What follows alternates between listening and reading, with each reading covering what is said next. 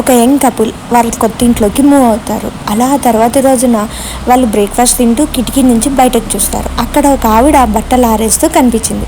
అది చూసిన వెంటనే భార్య తన భర్తతో ఇలా అంది, ఆవిడ బట్టలు సరిగ్గా ఉతకడం లేదు చూడండి, ఆవిడ బట్టలు మురికే పోలేదు అని. కానీ భర్త మాత్రం ఏమీ మాట్లాడకుండా మౌనంగా తను తిని వెళ్ళిపోతాడు.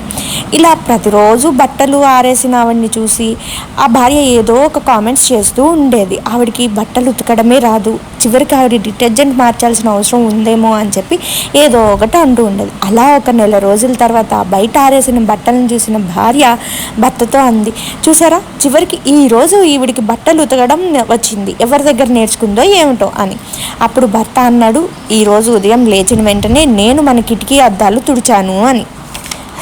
చూసారా, జీవితం విషయంలో కూడా అంతేనండి. మనం ఇతరులను చూస్తున్నప్పుడు ఏం చూస్తామో అది మనం చూసే కిటికీ యొక్క అద్దం స్పష్టత పైన ఆధారపడి ఉంటుంది.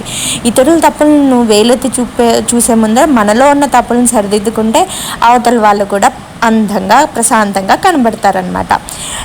ఈ వీడియో కనుక మీకు నచ్చినట్లయితే please subscribe to my channel Anu Telugu diaries. Thank you so much for watching this video. Please like, share, comment and subscribe. Thank you.